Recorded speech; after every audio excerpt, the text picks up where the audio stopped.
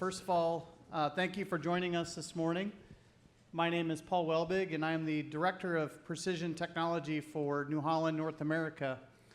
And I'm going to be your panel guide for the next 30 minutes or so as we kind of discuss some pretty exciting technology around automation and autonomy, and how a lot of that technology is playing out in fields, orchards, and vineyards now and into the future.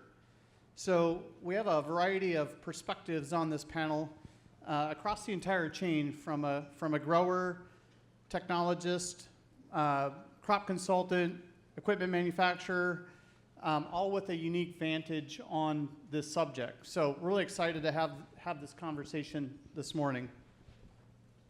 As it stands right now, the ag industry is kind of at an intersection with automation and autonomy.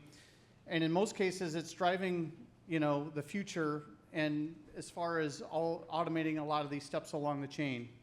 We're going to dive into that pathway a bit, what's driving that change, those opinions and these functions, and how they're progressing to transform every piece of farming, like varietal selection, record keeping, as well as input applications. So now I'd like to introduce our panelists. So Tara, I'd like to start with you. Hi, my name is Tara Beaver Coronado, and I own Beaver Vineyards in Walnut Grove. I grow 50 acres of Sauvignon Blanc, and we drive New Holland. Fantastic. Paul Bruns, sales engineer around specialty products. I come from the Raven side of the house, and I've had a lot of the experience working with some of the spray technology that we're going to be showing over in one of the other zones today for the Excellent. show. Hi guys, good morning. Thank you guys for coming. My name is Mike Terry. I'm with Raven. I'm a PCA and CCA here in California. I'm also a field systems specialist for Raven and CNH, and so I help with a lot of beta projects for the West Coast for Raven and CNH. Right. My name is Thierry Lebricaire, so I'm the Global Manager, Platform and Business for High Value Crop for New Holland, located in France. Well, welcome. We're glad you're Thank here. you. All right. Well, I jotted down some questions here that I'm hoping to get this conversation started. So we're getting into this point of specialty crop space where we're seeing autonomous features and automated features become more rapidly integrated into farming equipment. And not necessarily autonomy in the sense of just driverless tractors, but beyond that into different functions handled by an operator or a farm manager. Can we dive into those key functions and how they're being utilized today? So again, Tara, I'll start with you, maybe with your perspective on automation, maybe on your farm and how you see that. So I feel like we don't use a ton of automation at this time. I've definitely seen implements and things like that I would love to have on our farm, but right now it's probably not financially affordable for us. But I mean, there are small things that have been used. I've hired others to use a leaf puller that has helped cut down on labor costs. And probably the one thing that I use right now that I would consider automated is my irrigation system. It's all through an automated program, and I can do everything from my phone. But other than that, I don't really have a ton of automation products right now. But I can see the future in it, and I'd like to integrate it into my farm. Well, I think that's a good perspective to have, that you're very early in that journey and see the potential and how some of those use cases can kind of help, the future of your operation as you continue to grow and your operation grows. Thierry, I'd like to get your perspective from your global viewpoint and equipment viewpoint. Like, how have you seen some of these practices start to take shape in the industry? Probably we don't have yet, as you were just saying, fully autonomous machine, but automation is the first step and it will come. It's a long journey, so it's a step by step. We have started since a couple of years to have in our products, so tractors, grape harvester, and the harvester's machine in fruits, already some automation. So it's self-adjustment, so you set up some settings, you keep the driver, okay, but you maintain all the time the settings of the machine, whatever the conditions are in the field. So this is already embedded in a lot of our products within New Holland, CNH, and this will help to have fully autonomous machines soon. Okay? Paul, from maybe a technology on equipment, your perspective as well. Yeah, And maybe grab the mic there if you wouldn't mind. Yep. When it comes to the automation side of things, I think we've seen a ton of it. You know, I grew up in the Midwest, and what we've looked at is there's a lot of value that's been brought to broadacre row crop operations there, and bringing some of what we've learned in that space and tweak it to be able to bring into the specialty space, I think is something that's been missing for a lot of years. I feel this space has really been ignored by a lot of manufacturers over time.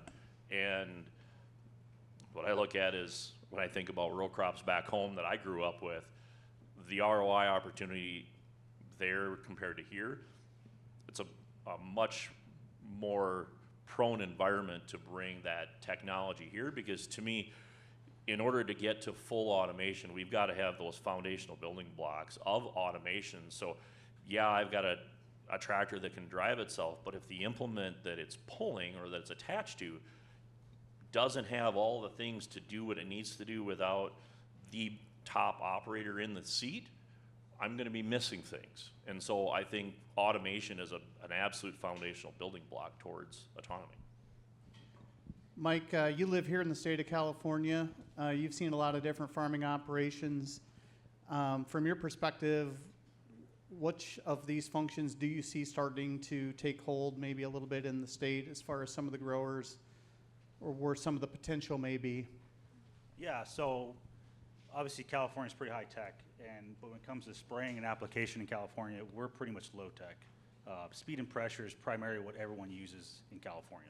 That's been the going solution for everybody. So using like what Raven has to offer with the RCM, the rate control modular, and controlling that rate and having a true rate put out and accurate, from what the old days of at fourth gear at 3,000 RPMs, you're putting out this rate.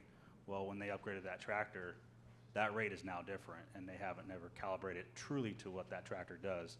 So having that technology to step into it to get to that point is probably key for a lot of growers, especially on their application. That's probably one of the most tedious and important operations that happens on a farm day to day, is their application. So that's a really good perspective, and I think, you know, Terry, you touched on that as well, as maybe some of the first stages of some of this type of thing. And, you know, you mentioned some of the, again, early on technology that you're starting to utilize. What's your thought about what's next for you, or what has your interest level at this point? Or maybe it's still undecided. Maybe you're not quite sure, and that's why you're here. Well, yeah, partially why I'm here, to kind of see what's out there. I have definitely seen the automated sprayers, which I would love. I think there is the opportunity for the ROI on that to save money on the chemicals, how much chemicals you're using out there, to be able to get it down to just spraying what needs to be sprayed versus always looking back and being like, can I shut my sprayer off now? Can I turn it on now? Where you're just kind of spraying everything, because that makes it easier. I also would love an automatic duster, because I hate dusting. If there's any grape growers in here, it is the thing I hate the most. So yeah, I'm definitely interested in seeing what's out there and what's possible, and how to implement it on my farm, and how to make sure the ROI is there for me. You know, as I mean, I just had my 5th harvest, so I still consider myself a pretty new farmer. So I have a long way to go, and I know that I have to see how I can improve over time and not get stuck in my ways.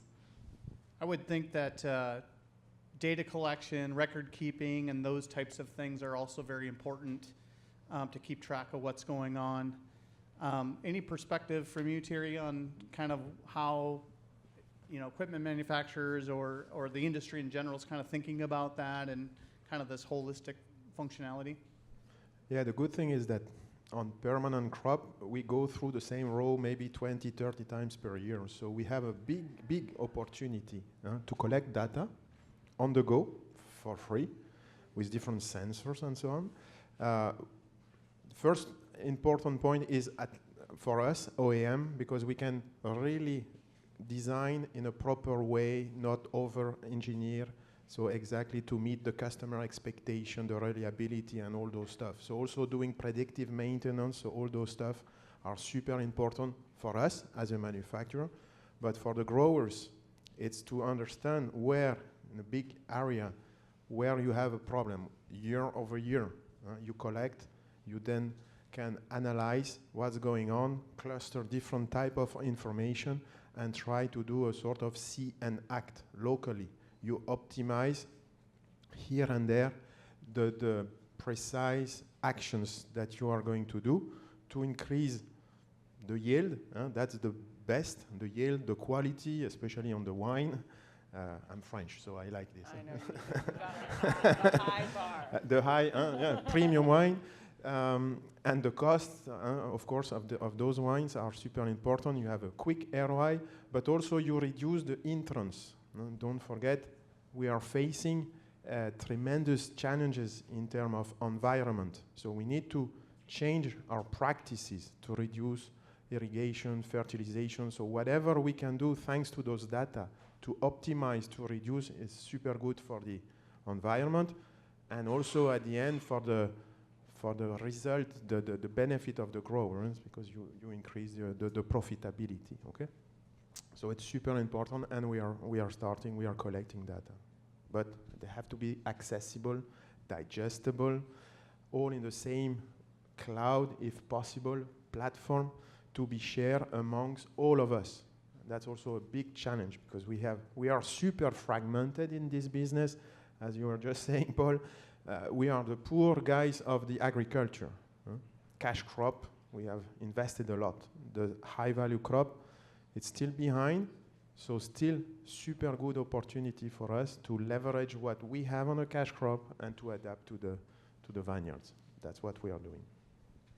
Yeah, that's definitely key and critical as far as the practicality of this technology and all the things that come with it. You mentioned Sense and Act, you mentioned smart applications, sprayers been brought up a few different times here. That seems to be the most nearest term practical application to maybe start with. Paul, you bring a very good perspective on that with your experience from the Raven side and all that type of stuff. So where are we actually right now with some of those applications in these cropping systems? Yeah, we've got different levels potentially to get into some of that spraying stuff, from basically being able to get started with what I would consider a simple speed adjusting flow rate and section control. So if you want to go 2 miles an hour, you want to go 2.5, the system automatically takes care of all that stuff.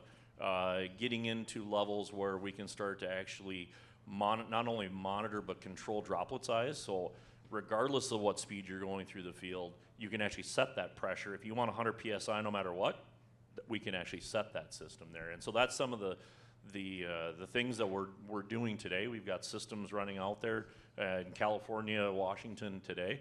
Probably one of the first pieces of feedback that I got with the system in some of the testing that we had done in Central California here was, I told my guys to drive 2 miles an hour, 100 PSI.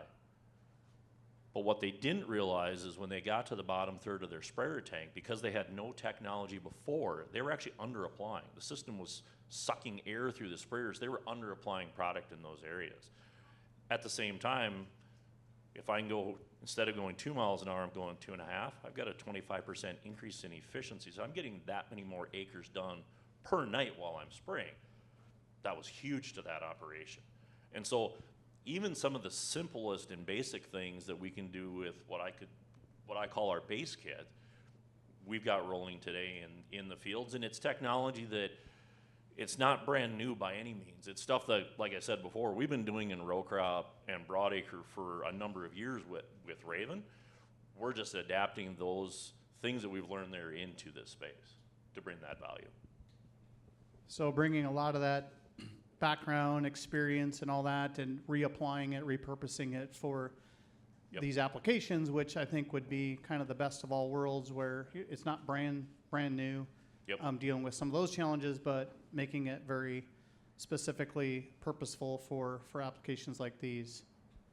I'm interested, Mike, you've got a PCA background, and Tara, I'd like your perspective on this too. Is we're going to be talking a lot about technology and all that, but I think there's also an important element around the crop consultants, the trusted advisors that are a part of these operations, and having, kind of a say in this, or, input. And I'd like your observations and maybe just some thoughts about, a PCA's perspective on this. Yeah. PCA is probably one of those guys on the field that, or in the farm, that a grower looks to for that advice. And when someone brings a new tech out to the farm, they usually never consult with the PCA. They're just talking to the grower. Hey, we can give you this ROI on this piece of equipment with using less chemicals, less labor. But then they get out there and it's not doing its job, and the PCA is out there suffering like, hey, this is not doing what it's supposed to. And that guy's opinion, that person's opinion, has never been evaluated for that piece of tech. On the other hand of that is a lot of PCAs are scared of technology. They're used to, looking for bugs, looking at disease, and taking care of the plants, right?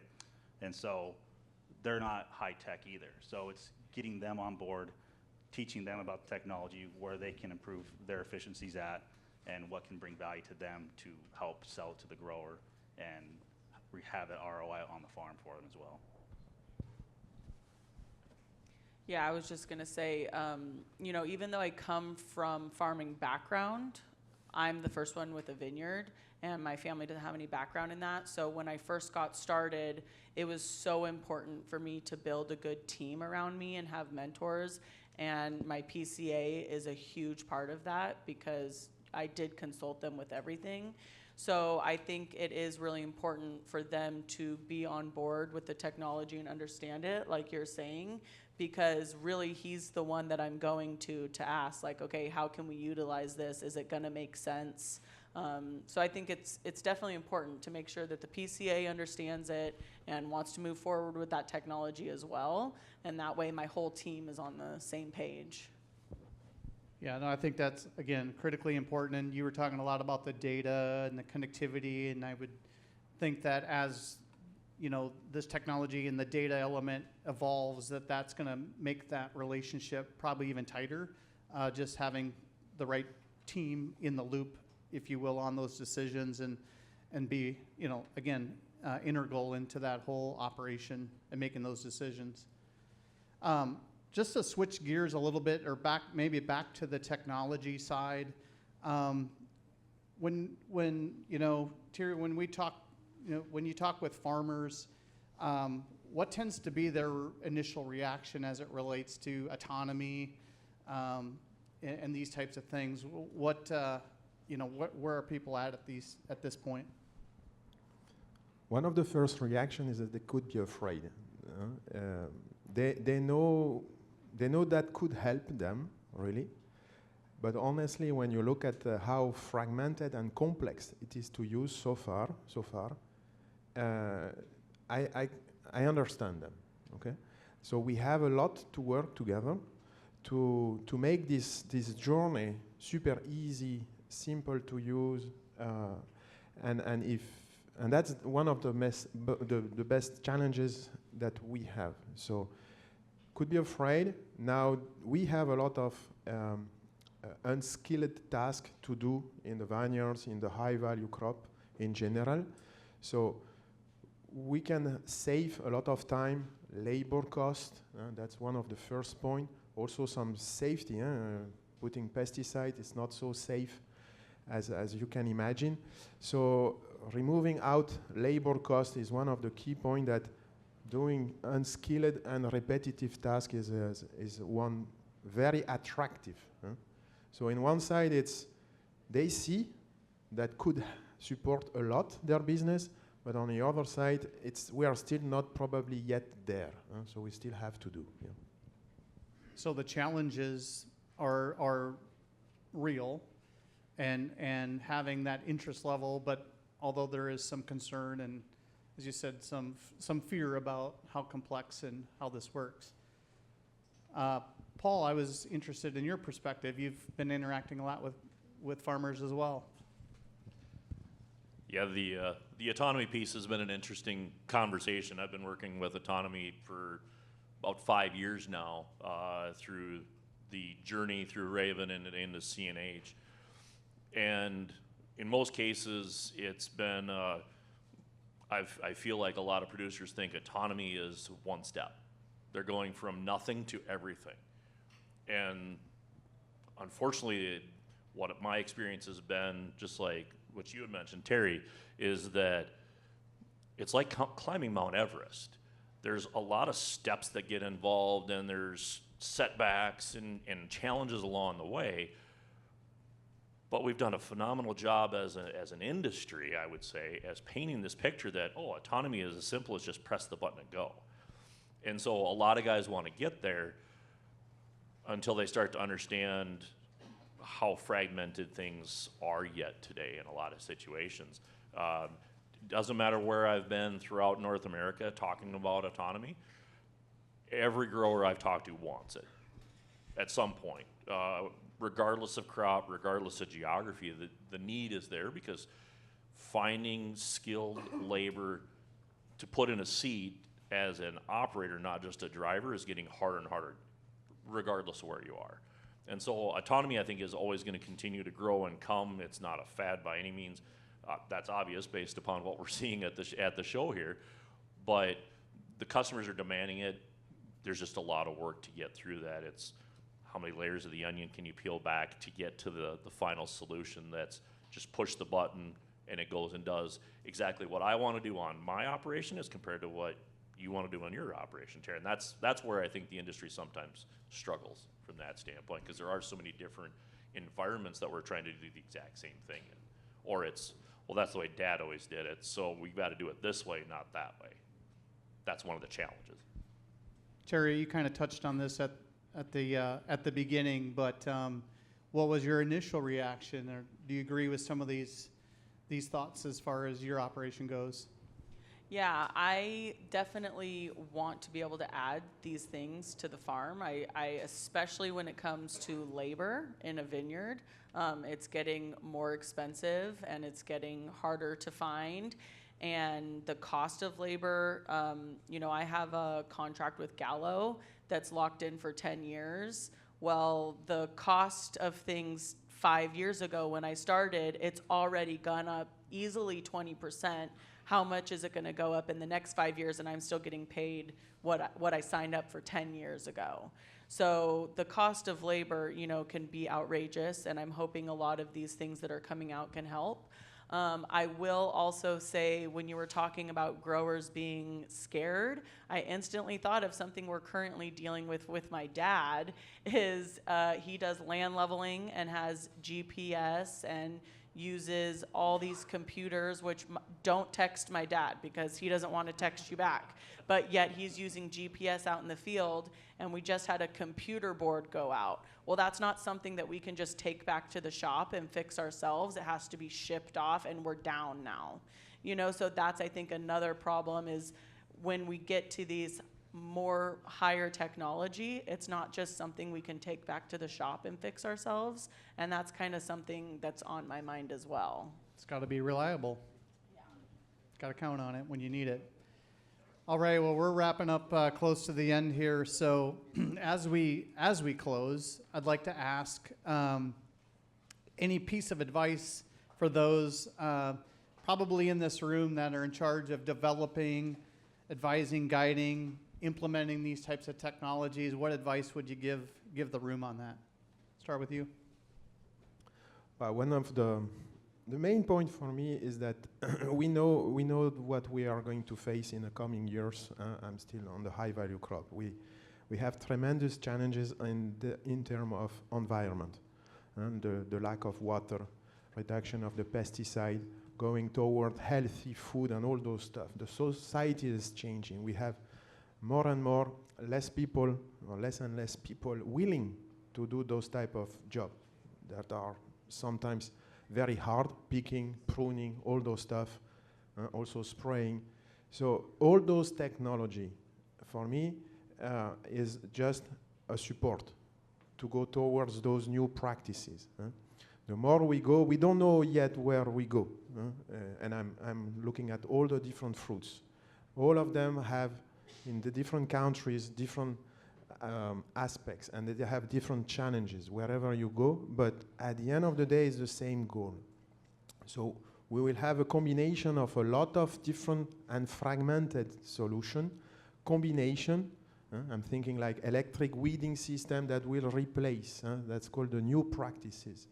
So we have a lot technologies all around here. We have growers completely open, clear. They see they are facing those challenges. They know that they have to change those practices. So now the goal is just to combine, put new standards. I'm thinking like the ISO. We took maybe 20 years to build this ISO. We don't have 20 years to just have all those data to match to each other, to quickly do the CNAC year over year to improve, of course, the quality of the wine, the ROI, but also to understand and to improve the environment, to try to produce more with less impact overall. And that's what would be my advice, or what we are trying as New Holland to do everywhere in the world. Yeah. Tara, what advice would you give a lot of folks in this room to help you? Well, I would hope that anyone that's trying to create a product is already doing this, but the best piece of advice I can give is to talk to the farmer, because a lot of the times when we are seeing things, we get it out in the field and we're like, did they realize this was going to be covered in dust 24/7? We can't stop every hour to blow this off. So there are things like that where it's like it works great, the idea is great, but then once it's in the field, it just doesn't make sense. So just keep talking to the farmer, keep getting it out in the field. Don't just do, 500 feet, do 500 acres. So that's my best advice. That and the dusting thing, that keeps coming up. So. Yeah, the duster would be great. Paul? I guess probably one of the biggest things that I look at is there's one of the biggest challenges, and this kind of comes back to that fear conversation. There's a lot of great products that are getting produced and ideas that are out there. Find ways to understand and help that end customer go through that journey from where they're at today.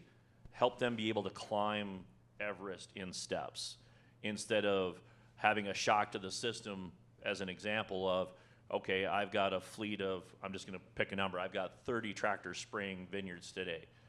I'm now gonna not have a single person in that cab when last year I had people for everything. Going from an all to nothing or a nothing to all type solution is really scary for a lot of producers.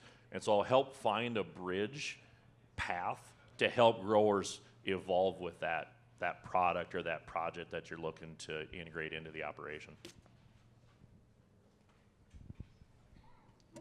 I guess my last piece of advice would be is for any growers out there, or even companies that are here, is like what Tara said, is find out what that grower's team is.